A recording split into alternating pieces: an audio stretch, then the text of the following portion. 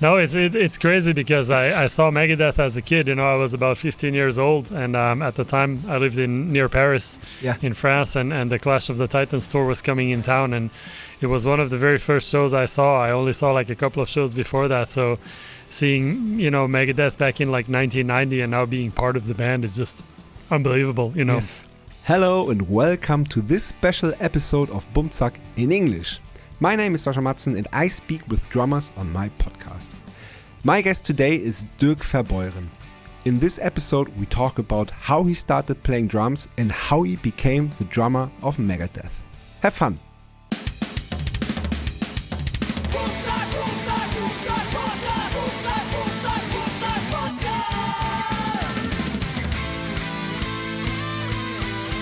Bumzack, der Schlagzeuger-Podcast von Sascha Matzen. Unterstützt von Tauma. Hi Dirk. Hey Matt, how are you? I'm very good. How are you? I am doing great. Yes, feeling amazing right now. Oh, that's really good because we met earlier today, and you're on clinic tour right now today at the Klangfarbe in Vienna in Austria, and the tour is still since a week or so, I think. Yeah, we already did. This is the fourth show, so we already did 3 shows earlier this week. Yeah. Yes, and it's just you on the stage. Yes. Could you describe what you do on the clinic? Basically, I play songs, mostly Megadeth songs, of course, because that's my main job these days. But I also play a few other things from the past and some new stuff as well, some different things I've been working on. But also, I think a very important element of the clinics is the interaction with people. So usually I will talk a little bit about my path as a musician, and then also I open up things to a question and answer session, and which usually ends up being very interesting. Yeah. How long took it today? Probably about an hour and a half, an hour 45, something like that. Yeah. Yeah, and then you did some signing stuff and. Yes, I also meet the fans afterwards and take pictures and all that fun stuff. Yeah. That's so nice. Yeah. You're from Belgium. Yeah. And you play in one of the biggest metal bands of all times. How come? Matt, I ask myself this question too. No, it's crazy because I saw Megadeth as a kid. I was about 15 years old, and at the time I lived near Paris, in France, and the Clash of the Titans tour was coming in town, and it was one of the very first shows I saw. I only saw like a couple of shows before that, so seeing Megadeth back in like 1990 and now being part of the band is just unbelievable. Yes. So I'm not really sure how I ended up here, but I do think that being determined and persevering with my passion has something to do with it. Yeah, absolutely. When do you start playing drums? Basically, I was about 15 years old when I got my first drum kit. Okay. I played different instruments before then. I played violin, I played some guitar, some piano. Yes. But then my parents noticed that I was really like getting into drums and tapping the beat and listening to heavier music, hip hop and metal, and so then my dad bought an old Maxtone kit from his cousin who used to play in a jazz band but wasn't playing anymore, and so that became like my place to release all the teenage angst and the energy after school. Yes, but it's the perfect way to do so, is it? I believe so. It's a very healthy way because at that age you have a lot of sometimes conflictual things or anxiety. It can be hard as a teenager figuring out life and how to navigate stuff, and it was really fun for me. I remember coming home and just before I would do any homework, I would just go to the room where the drums were and put some music in the headphones that I liked and just play really hard and loud until I was very tired and then do homework. What kind of music do you put on your earphones? It was a lot of extreme metal back then because then I was listening a lot to like of course all the thrash bands like Metallica, Megadeth and Slayer and all that, but also more extreme stuff like Morbid Angel and Napalm Death and Terrorizer and Suffocation, Obituary, all the death metal bands from back then, and I just I tried to play along to everything, and some stuff I didn't understand at all what the guys were doing, so I just made my own version, but also some other stuff like Red Hot Chili Peppers and Primus, more groovy stuff. Yes. So you're 15 and you have a drum drum set and you're playing very hard stuff.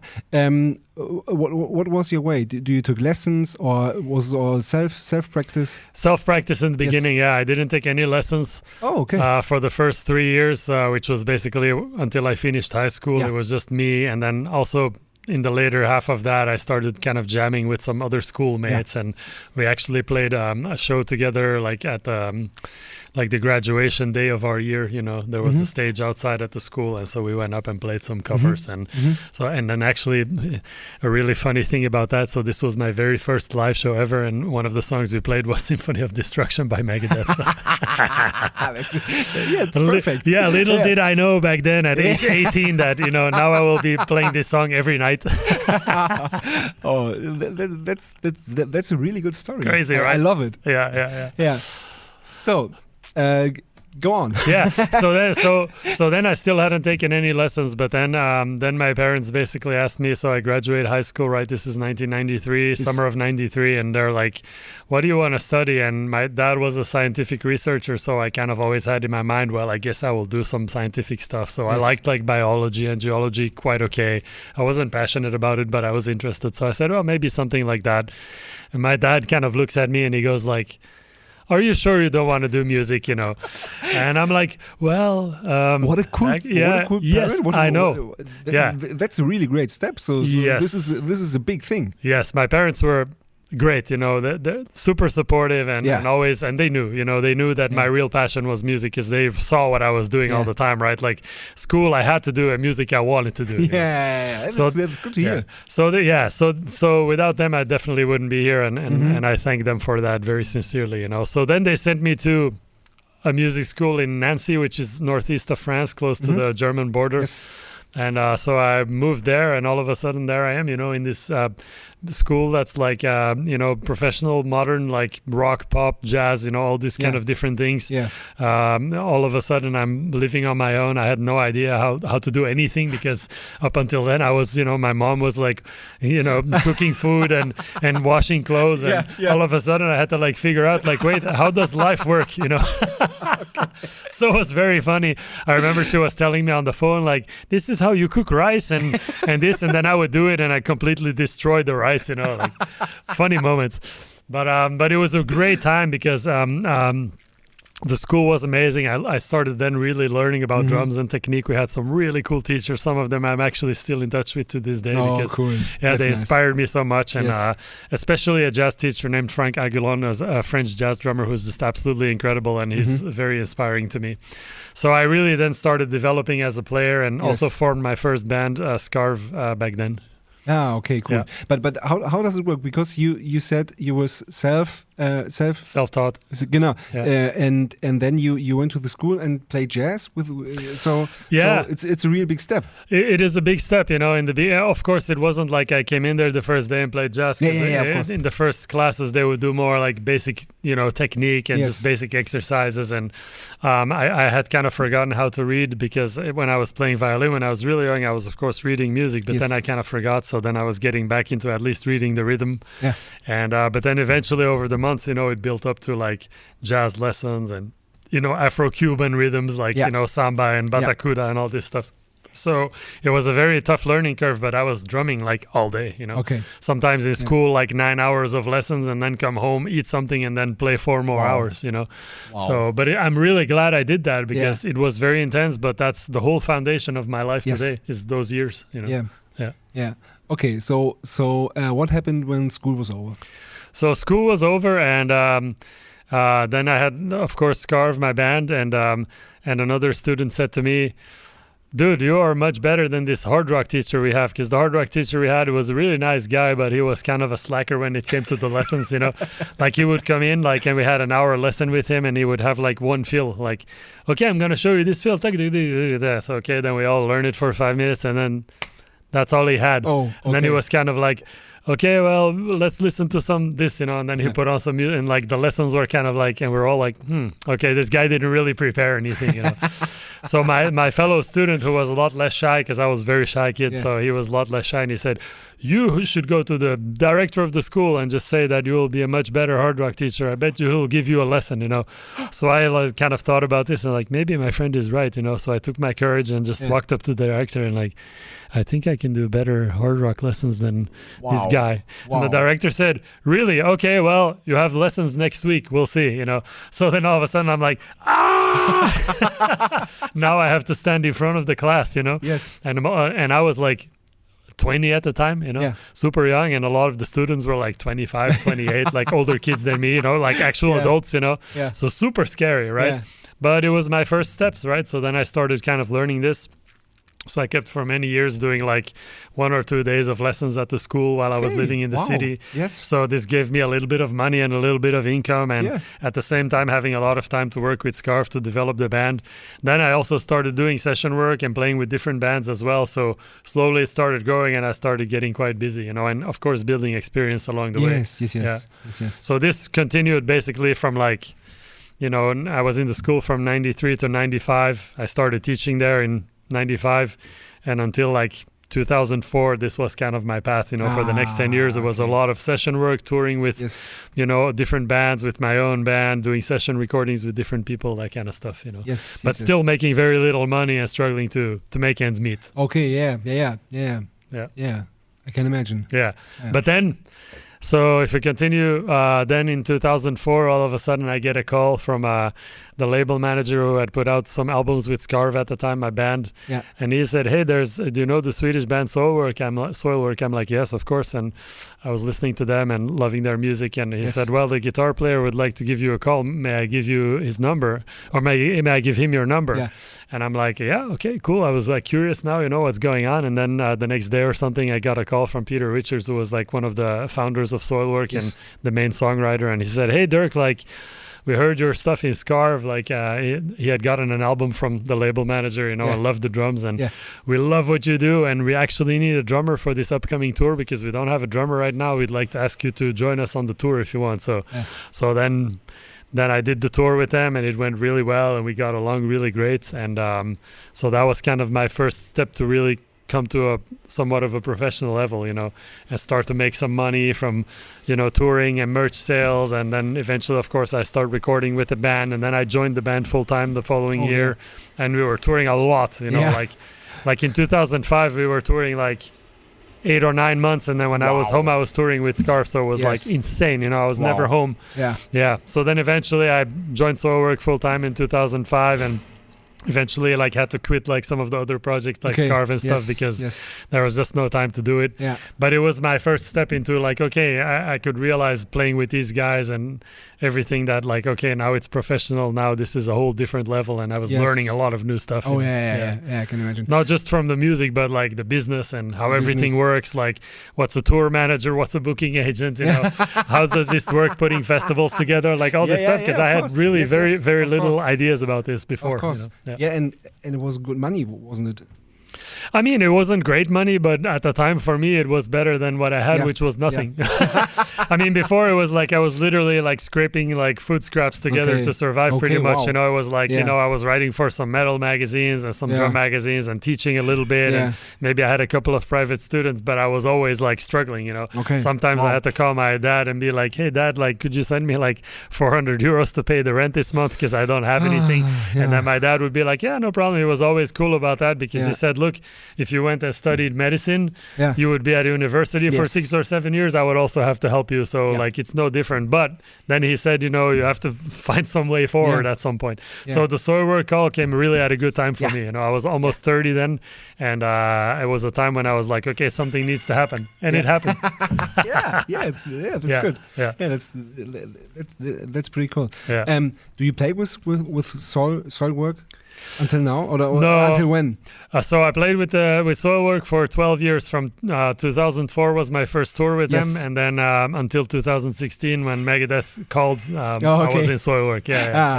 Okay. And then when I got the call from Megadeth, which was very similar, I just got a call out of nowhere from the management for Megadeth, and they said, Dave Mustaine wants to talk to you. Can you make some time? Yes, I can. And very funny. And crazy moment. Like I couldn't believe what just happened. And then of course once first I was just filling in, but then Dave asked me to join the band pretty rapidly, and then of course I knew right away that I wouldn't be able to do both bands because not only would it be impossible logistically, but also Dave doesn't want his drummer to play in another active big band. It's not possible. So then the Soilwork guys were very supportive, and they said, of course we totally understand that you have to go do this job. It's the best gig ever. So then since then life has been pretty nice. Oh, that's so good to hear. It's a dream come true, even though I never even dared to dream that. So it's even beyond a dream come true, because for me, I was just happy to be making music and to be, even though sometimes it was a struggle and stuff, but I was like, well, at least I'm doing what I love, and my wife is very supportive of what I'm doing. But again, Megadeth came at a really good time in my life where her and I had just bought a house in Los Angeles. We made this big commitment, and it's an expensive city to buy a house and to live in. So we were like, I hope the next years are going to be good. And then a few months later, boom, all of a sudden, like I get this call. I start playing with Megadeth, and of course that helped a lot.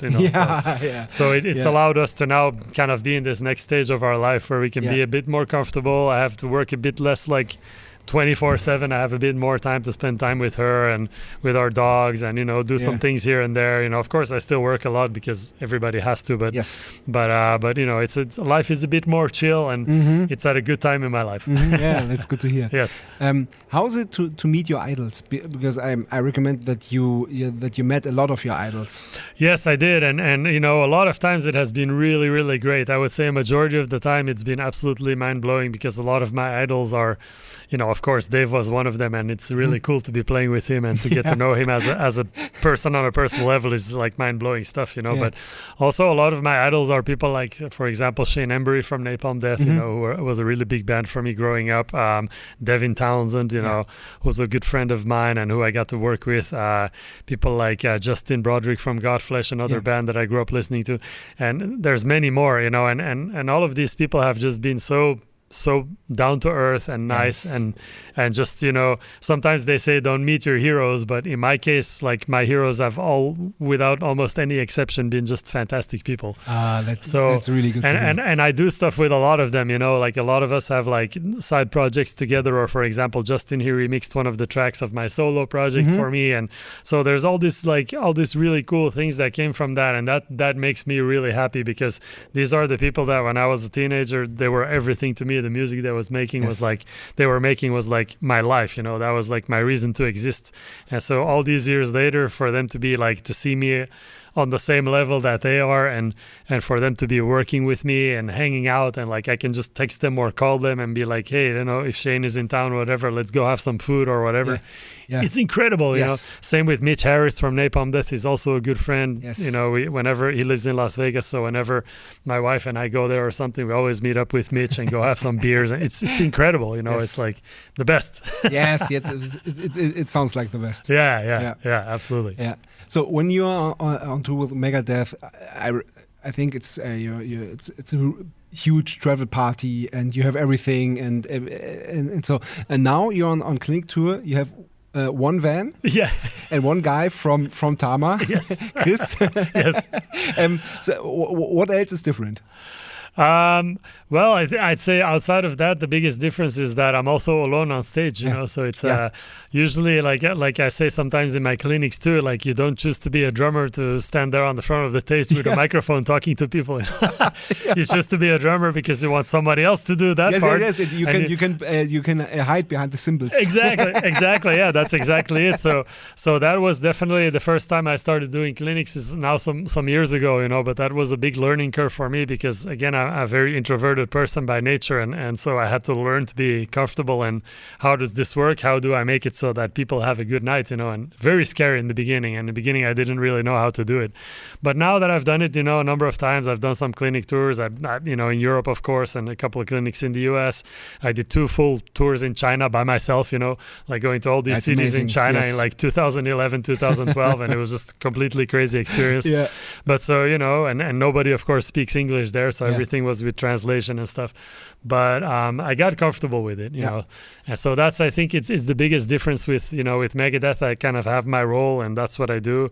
And here it's kind of up to me to make the show, if you will. Yeah. So that's important to, that's why the dialogue portion of the clinic and the Q&A and also even meeting with the fans afterwards and stuff, these are very important elements of the night, Yes. Yeah.